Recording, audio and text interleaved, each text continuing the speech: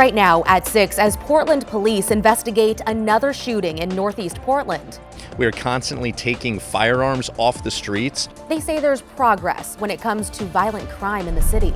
Plus, a popular program to help students get ahead on their college degrees faces cuts. It's like my sister, she's a freshman right now. And I'm scared that she's not gonna be able to finish with her AA. Then, it's really difficult to predict what's happening. Fallout from the war in Iran trickling down to prices here at home. And later, the major shakeups for the Seahawks roster that brought home the franchise's second ever Super Bowl win. But first, we begin with breaking news tonight. A big decision from a federal judge in Portland who just extended restrictions on federal officers, barring the use of tear gas outside Portland's ICE building. Investigative reporter Kyle Aboshi is live in the newsroom with those details. Kyle. Well, this ruling comes after a 3-day hearing last week. In his 4-page order, Judge Michael Simon said federal officers can't use chemical munitions, such as tear gas, pepper balls, or flashbangs at the ICE facility in Portland. This all stems from a lawsuit filed by protesters, including an elderly Portland couple and a man known as the Portland Chicken.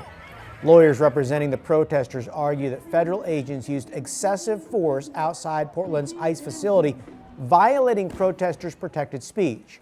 During last week's 3-day hearing, attorneys representing protesters showed numerous videos to help prove their claims. Judge Michael Simon had already temporarily limited the use of chemical munitions by federal officers at the ICE facility. But now, by granting this preliminary injunction, the judge has extended those restrictions. In addition to barring the use of tear gas, he limited when pepper spray can be used, only if there's, quote, active resistance, end quote. He also will require federal officers to have identifying markers on their uniforms like numbers or letters. Under the ruling, federal officers are still allowed to use less lethal force if there's an imminent threat to officers or others. Legal experts say this ruling will likely be appealed by the government. Kyle Aboshi covering this from the very start. Appreciate the update, Kyle. Developing tonight, a financial crisis for Portland State University. Today, the school's president reported several departments could be either eliminated or reduced due to a multi-million-dollar budget shortfall. Alma McCarty joins us now live on campus with a look at what could be cut. Alma, what do we know? Yeah, Christine, PSU's president Ann Cudd announced today that the university is going to begin the formal process of downsizing. That means 19 departments total could be impacted, with 3 of those potentially facing elimination altogether.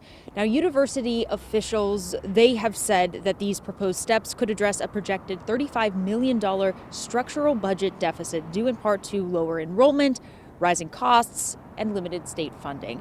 Now, Cudd wrote in a letter to the union representing PSU faculty that the list of departments on the chopping block comes after careful consideration and much deliberation. She also stressed that no final decisions have been made at this time. Departments that could be eliminated are University Studies, Conflict Resolution, and Portland Center, a study abroad program.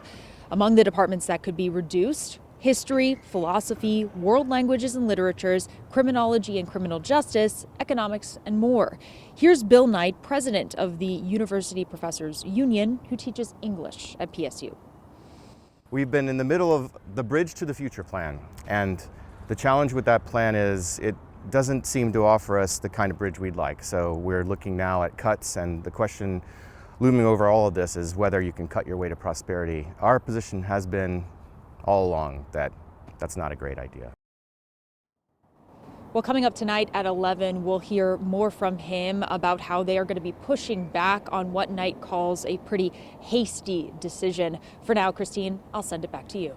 Alma McCarty reporting live on campus at PSU. Thank you, Alma. Also developing this evening, Portland police say a man is in the hospital with life-threatening injuries after an early morning shooting in East Portland. Devin Haskins joins us now live near East Burnside and 148th, where that shooting happened. Devin.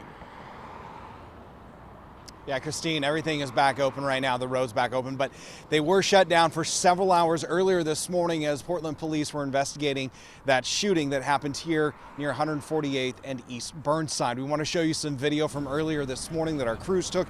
Police were called out here just before 2 o'clock this morning. At about 1:40 this morning, When they got here, they said they found this red truck in the middle of the intersection that was covered in bullet holes. Portland Fire and paramedics treated an adult male inside the truck for gunshot wounds, took him to the hospital with what police are saying are life-threatening injuries.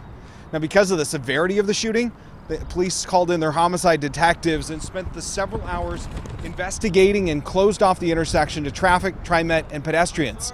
Police have said they have not arrested the shooter or are releasing any information about the shooter or what may have led up to the shooting. Police did say that despite this morning's shooting, overall this year in 2026, shootings are down from this time last year. As of right now, we've had 104 shootings in Portland in 2026. That compares to about 131 at the same time last year. So we've seen a 21% decrease. As far as homicides go, we are sitting at 1, and that compares to 7 at this time last year. Portland police are looking for any witnesses or any security video that may have captured the shooting. If you know anything, you're urged to give them a call. Back to you. Devin Haskins reporting live from Burnside and 148th. Thank you, Devin. In your headlines this evening, 2 drivers are dead after a wrong-way crash on I-5. State police say a 40-year-old driver from Washington was going the wrong way on northbound I-5 near the Battleground exit early this morning. Troopers say that's when she hit a 30-year-old Portland man head-on. Both died at the scene. The crash shut down all northbound lanes of I-5 for several hours.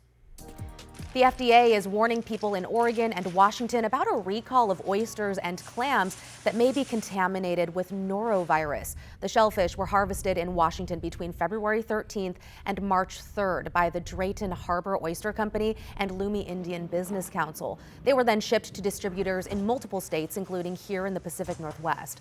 Norovirus can cause vomiting, diarrhea, and severe dehydration with symptoms starting 12 to 48 hours after exposure. Restaurants that may have received the seafood are being told to throw it away, and anyone who gets sick should contact a healthcare provider. Live Nation has settled an antitrust lawsuit with the Department of Justice. The entertainment company owns Ticketmaster, which came under fire for monopolizing the live events music industry. The settlement avoided a breakup of Live Nation and Ticketmaster. Now, Ticketmaster will let facilities use competitors like SeatGeek and StubHub to sell tickets, no longer requiring them to work exclusively with Ticketmaster. Live Nation will also sell up to 13 amphitheaters. And Ticketmaster cannot retaliate against a venue that chooses another primary ticket distributor. Matt? All right, Christine, thank you very much. Hey, it's snowing in the Cascades, and it's going to keep snowing there. This is Timberline Lodge. You can see the snow in the air. Let's take a look from our other camera at Timberline Lodge, and you can see the snowfall against the trees. Really good to see. 20 degrees. There's been a couple of inches of new snow today, but with those cold temperatures and more snow on the way, over the next 24 to 36 hours, the skiing is really going to pick up over that time period. So we have a winter weather advisory in the Coast Range and in the Oregon Cascades for up to a foot of new snow. This continues through Wednesday night, but up to the north in Washington, winter storm warning, in fact, even a blizzard warning for the central and northern Washington Cascades as they get feet of snow along with gusty winds. So it's going to be a lot snowier the farther north you go. Here's a look at the past cameras from ODOT, Government Camp. Just wet roads. Temperature's 29 degrees, though, so there could be icy spots. 27 degrees at Santiam Pass. And down at Willamette Pass, same thing. Black pavement. We're not seeing any snow on the roads now, but we will be by tomorrow morning, so keep that in mind. And in fact, when you look at our snowfall forecast, again, about 14 inches or so on Mount Hood. We may see a bit more than that, but up Mount Rainier, that's 5 feet plus. So again, big difference from south to north across the Cascades. So again, no sticking snow for the valley, but you might see a few wet snowflakes mixed in with a stronger shower tomorrow morning, and then warmer and rainy for the rest of the week. We'll talk about the upcoming weekend, Christine. I know you love to do that on a Monday. Back to you. You know me too well. Thanks, Matt.